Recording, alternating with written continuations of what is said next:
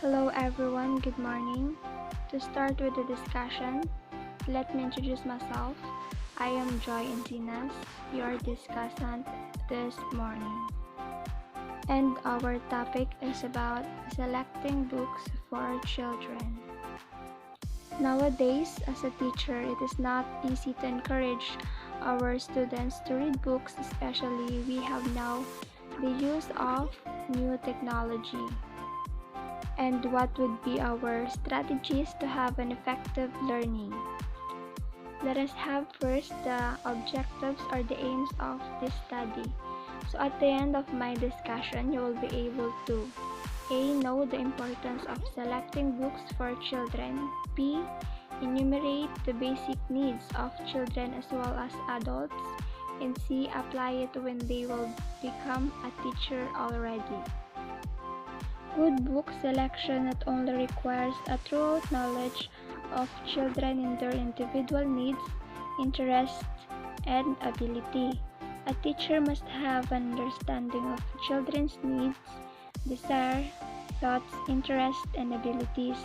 Also, the teacher must know when to give a book, a story, or a poem to a child or to a group of children according to the degree of understanding of which a child or group is capable of.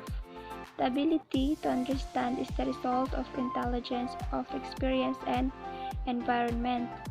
Also, a teacher must choose books that are simple enough for the child to read himself, and as the child grows in reading ability, the teacher must provide books adapted to his developing skills.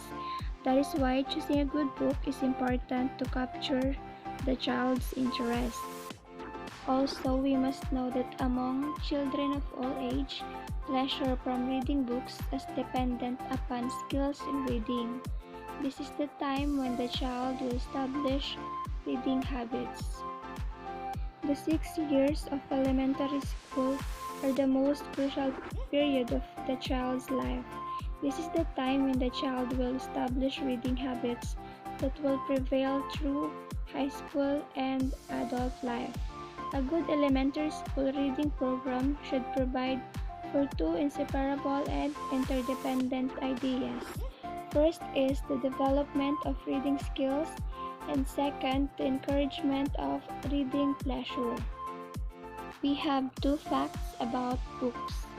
A book is a good book for children only when he or she enjoys it, while a book is a poor book for children even adults hate it as a classic if children are not able to read and enjoy it. And now let us all know the certain basic needs of children as well as adults are.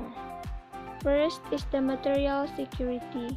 It embraces everything that gives him or her a sense of comfort and well-being. The example of this is the old fairy tales were told by people who seldom had enough to eat or keep them comfortable. So the tales were full of splendid places, rich clothes, and foods. Second is the emotional security. It is the need to love and to be loved. Of course, every children has needs to love and be loved. The third is the intellectual security. When we say intellectual security, it is the need to know things more accurately. So one must realize that the keener a child's intelligence, the wider his intellectual curiosity. So we all know that children have many questions about something, but for us to be able to explain it well to them is one of their needs to know things more accurately, and that's fall under intellectual security. The next is the needs to achieve. It means to do or be something worthy of respect. We have the need for secretion and diversion. It is the book of laughter, help dissolve fear and tensions, and the need to belong, to be part of a group.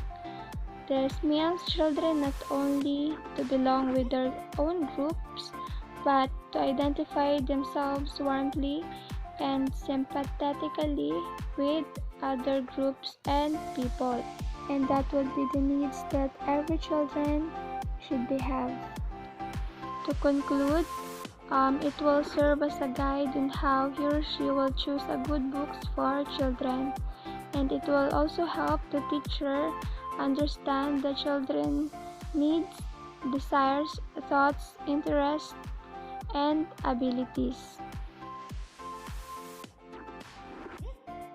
So that would be the end of my discussion, and the continuation of this topic will be discussed by Kenneth Ketalia. So with that, thank you everyone for listening.